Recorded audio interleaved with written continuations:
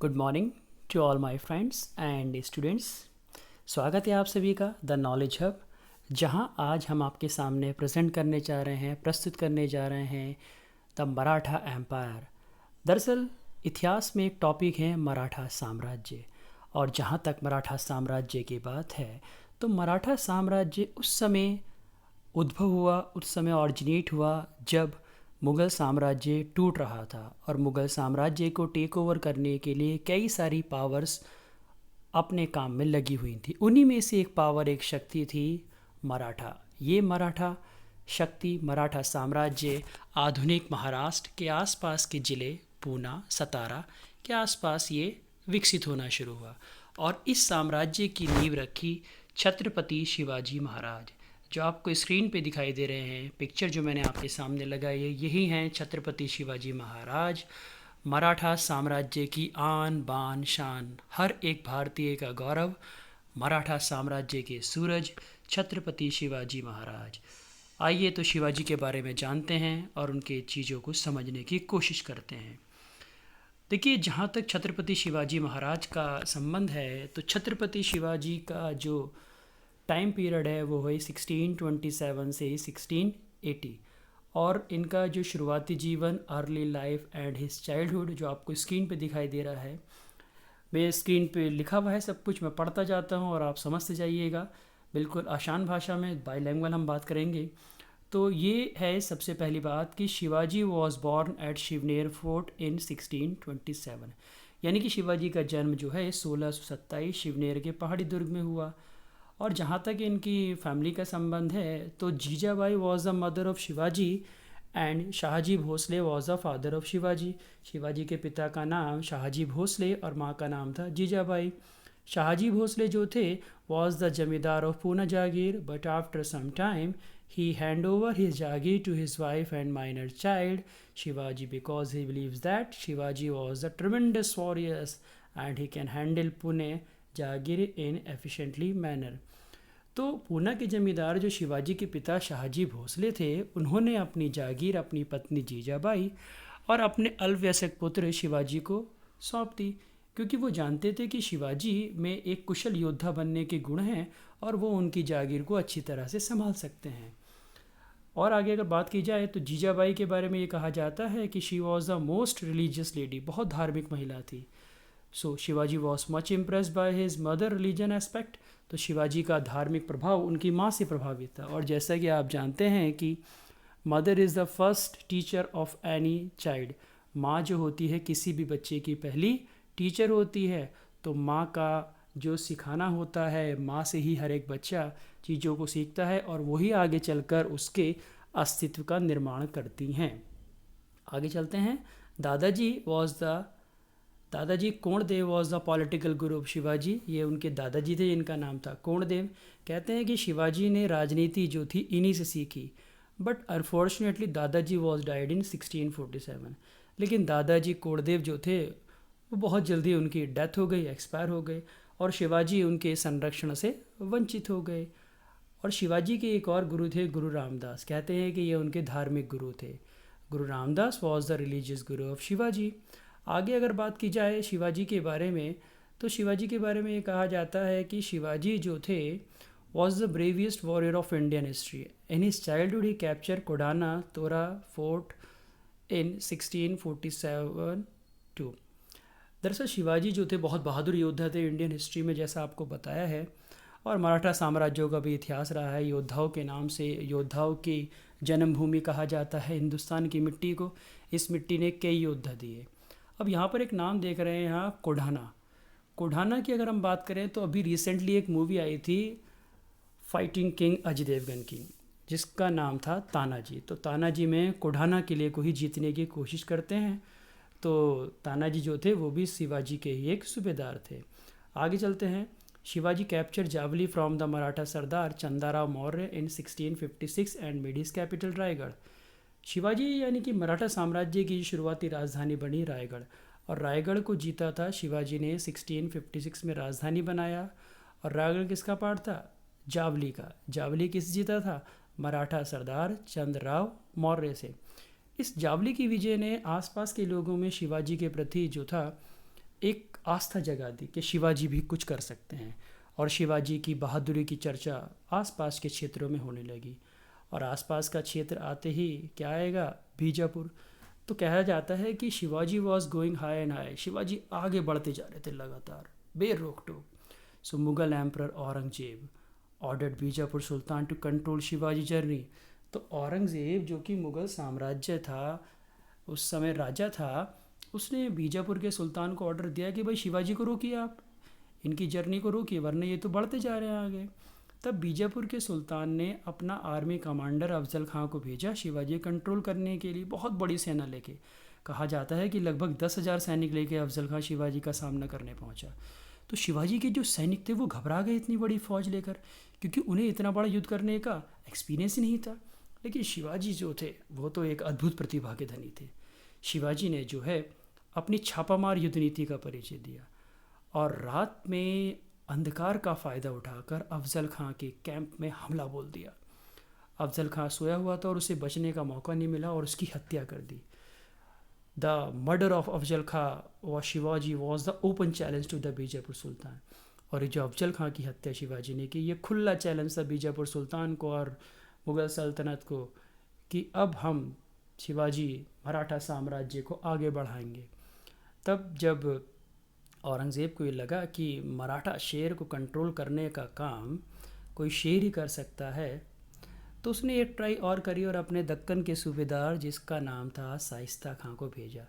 देखिए लिखा हुआ है यहाँ पर, Shivaji Mughal emperor Aurangzeb send his Deccan commander Shaista Khan for Shivaji, but Shivaji was apt in guerrilla war policy. Guerrilla युद्ध नीति में वो निपुण थे। और he attacked on Shaista Khan and cut his finger और इंसिडेंट प्रोवोक मुग़ल एम्परर। अब ये जो शाइस्ता खां जो था ये दक्कन का सूबेदार थे, इसे औरंगज़ेब ने भेजा शिवाजी को कंट्रोल करने के लिए। लेकिन शिवाजी ने इस दक्कन के सूबेदार की उंगली यानी कि एक अंगूठा काट दिया और ये भी मुग़ल साम्राज्य को नागवार गुजरा। और मुग़ल साम्राज्य ने कहा कि अब शिवाजी जैसे शेर को कंट्रोल करने के लिए कोई ताकतवर शेर ही चाहिए। और वो शेर आप जानते हैं, उस समय राजपूतों का भी वर्चस्व रहा था। राजपूत अपनी आन बान शान के लिए जाने जाते थे। तो इस मराठा साम्राज्य के शेर को कंट्रोल करने के लिए राजपूत राजा को भेजा गया। तो देखें आगे, so he send his most reliable and most brave subedar Amer king Raja Jaisingh to control Shivaji. Shivaji means the fire of Maharashtra, Maharashtra की आग मतलब Shivaji. Raja Jaisingh was the most efficient and clever ruler, बहुत समझदार व्यक्ति था राजा जयसिंह। और उसने अपनी बुद्धिमती का परिचय दिया। He compelled Shivaji to accept treaty near by the Purandar fort in 1665। उसने शिवाजी को मजबूर कर दिया संधि करने के लिए 1665 में। शिवाजी भी समझदार थे, मौके की नज़ाकत को समझा और उन्होंने आमेर के राजा जयसिंह से संधि कर ली और वो संधि कहलाई पुरंदर की संधि 1665। ये एग्ज़ाम में आता है क्वेश्चन कि पुरंदर की संधि कब हुई, 1665 किसके बीच हुई, शिवाजी और राजा जयसिंह के बीच। अगर राजा जयसिंह नहीं है तो वहाँ पे ऑप्शन होगा औरंगजेब, क्योंकि राजा जयसिंह जो थे किसकी तरफ से आए थे, औरंगजेब की तरफ से। तो देखिए, this treaty was sign between Shivaji and Amer ruler Raja Jaisingh. क्या थी संधि, द ट्रीटी ऑफ पुरंदर 1665 जो हुई, इसमें क्या था, कहा जाता है कि Shivaji had a 35 fort, he had to hand over 23rd fort to the Mughal. 35 किले थे शिवाजी के पास राजस्व वाले, जहाँ से बहुत तगड़ा रेवेन्यू आता था। उसमें से 23rd किले जो थे वो मुग़लों को देने को रेडी हुए पुरंदर की संधि के द्वारा। और राजा जयसिंह जो थे made agreed Shivaji to present in Mughal court in Agra. Raja Jaisingh ने शिवाजी को ये मानने पर मजबूर कर दिया कि वो मुग़ल दरबार में आगरा में प्रस्तुत हो। शिवाजी ने कहा ओके। जब शिवाजी आगरा के दरबार में औरंगज़ेब के सामने पहुँचे तो कहा जाता है कि औरंगज़ेब उस समय अपना बर्थडे सेलिब्रेशन कर रहा था और मुग़ल जो सुल्तान था जो बैठा था और उसके सेनापति और उसके जो अधिकारी थे उन्होंने शिवाजी को वो सम्मान नहीं दिया जिसके वो लायक थे। When Shivaji reached at Agra, so he was dishonored by the Mughal ruler. Shivaji opposed this kind of behavior done by the Mughal. So Mughal ruler Aurangzeb ordered to capture Shivaji. But after 2 years, Shivaji was escaped from the Mughal prison while sitting in fruit basket. गिरफ्तार करने का आदेश दिया, लेकिन शिवाजी तो समझदार थे और वो फलों की टोकरी में छिपकर वहाँ से भाग गए, चले गए। कहा जाता है कि शिवाजी का जो अल्पवयस्क बेटा था संभाजी, वो मुगलों की कैद में रहा, जिसे बाद में जाकर लेटर मुगल में छोड़ा जाएगा। तो आगे देखें यहीं पर छत्रपति शिवाजी के बारे में और आगे बात। जब शिवाजी आज़ाद हो गए किले से तो वो पहुँचे और वहाँ पर उन्होंने Shivaji declared himself as Chhatrapati in Raigad fort 1674। ये भी इम्पॉर्टेंट है कि छत्रपति शिवाजी ने छत्रपति का टाइटल किस ईयर में लिया? 1674। कहा जाता है कि उन्होंने हिंदू धर्म उद्धारक की भी उपाधि धारण की, क्योंकि औरंगज़ेब के समय में जगह जगह हिंदुओं पर अत्याचार हो रहे थे, मंदिरों को तोड़ा जा रहा था, जजिया कर लगाया जा रहा था। तो उस समय में हिंदुओं के आन बान शान की रक्षा करने का, गौरव की रक्षा करने वाला एक चमकता हुआ सूरज जो था वो थे छत्रपति शिवाजी महाराज। इसीलिए उन्होंने हिंदू धर्म उद्धारक का टाइटल भी अडॉप्ट किया। आगे देखिए शिवाजी की जो राज्य अभिषेक जो था उनका वो कहाँ हुआ? वो भी रायगढ़ में। और किसने कराया? काशी के एक पुरोहित जिसका नाम था गंगभट। यहाँ लिखा हुआ है the coronation ceremony of Shivaji Maharaj was performed by the renowned purohit of Kashi called as Gangabhatt. कहा जाता है कि शिवाजी का साम्राज्य जो था वो स्वराज कहलाया था, और स्वराज से ही आगे लिंकअप होगा एक नाम जिसका नाम है बाल गंगाधर तिलक, जिन्होंने क्या कहा था? Swaraj is my birth right and I will have it. Swaraj मेरा जन्मसिद्ध अधिकार है और मैं उसे लेकर रहूँगा। कब कहा था ये बताइएगा मुझे कमेंट्स में। आगे देखिए शिवाजी वॉज डाइड इन 1680। 1680 में इनकी डेथ हो गई। अब जब शिवाजी की डेथ हो गई तो शिवाजी की डेथ के बाद जो था सारी की सारी पावरें पेशवाओं के पास जाती है। वो पेशवा क्या थे उसे देखते हैं आगे। देखिए नेक्स्ट पॉइंट है आपका the administration system of Shivaji. Shivaji का प्रबंध कैसा था, किस तरह का सिस्टम था शिवाजी के यहाँ? तो देखें the tax rate of Shivaji's era was 33% of total revenue produce in state. 33% tax लगता था राजस्व पे, यानी कि अगर 100 रुपये की इनकम हुई तो उस पर 33% टैक्स देना पड़ता था स्टेट को, राज्य को। और there are basically 2 kind of taxes in Shivaji era. 2 तरह के टैक्स माने जाते थे, एक था चौथ और एक था सरदेशमुखी। दरअसल ये जो चौथ था, चौथ का मतलब चौथाई। चौथाई को अगर मैं परसेंटेज में कन्वर्ट करूँ, मैथ्स आप जानते ही होंगे, और 1/4 का मतलब 25%। तो it was 25% of total revenue, और it can be paid in currency और in a crop form. It was the basically protection tax paid by the neighbouring state.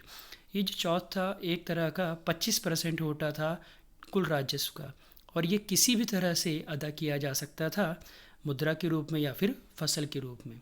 Basically ये एक प्रकार का सुरक्षा कर था जो पड़ोसी राज्यों से लिया जाता था, इसलिए ताकि शिवाजी युद्ध के समय उनकी रक्षा करेंगे और उन पर हमला नहीं करेंगे। नेक्स्ट है सरदेशमुखी टैक्स। ये टैक्स जो था एक तरह का प्रमुख के रूप में शिवाजी लेते थे पूरे राज्य से। So it was the 10% of total revenue collected as a head of the empire. राज्य के प्रमुख के रूप में 10% उपज का लेते थे। एक और क्वेश्चन एग्जाम में आया था मकोसा। सो मकोसा जो थी it was a part of land called as jagir paid to the soldier. Mokasa एक प्रकार की जागीर थी, ज़मीन का टुकड़ा जो सैनिकों को दिया जाता था उनके वेतन के बदले, in place of salary. Shivaji का सबसे इम्पॉर्टेंट पार्ट पे जिस पे क्वेश्चन बनता है वो है अष्टप्रधान। कहा जाता है कि शिवाजी अपना शासन 8 मंत्रियों की सलाह से चलाते थे। वो मंत्री एक तरह का सचिव, सेक्रेटरी की तरह काम करते थे, जिन्हें कहा जाता था Ashtapradhan. Let's have a look, आइए देखते हैं। The cabinet of Shivaji called as Ashtapradhan. ये भी एग्जाम में क्वेश्चन आया है कि अष्टप्रधान क्या थे, अष्टप्रधान को क्या कहते थे? तो Shivaji cabinet called as Ashtapradhan. Shivaji की जो परिषद थी उसे कहते थे Ashtapradhan. The administration of Shivaji was based on advice of 8 minister who worked as secretary in Shivaji's administration called as just Pradhan. They have a duty to give advice to the Shivaji. Duty देने था उनका काम, सिर्फ advice देने का। कौन कौन से थे? सबसे पहला था मजूमदार। मजूमदार का मतलब head of the finance department. Sumant, इसे दबीर भी कहते थे, ये एक तरह का फॉरेन मिनिस्टर होता था जो संधि वगैरह करते थे। सुरनिवास या चिटनीस, ये एक प्रकार के पत्राचार विभाग के प्रमुख होते थे, head of correspondence. Peshwa, the head of civil and army both matter, like prime minister आजकल।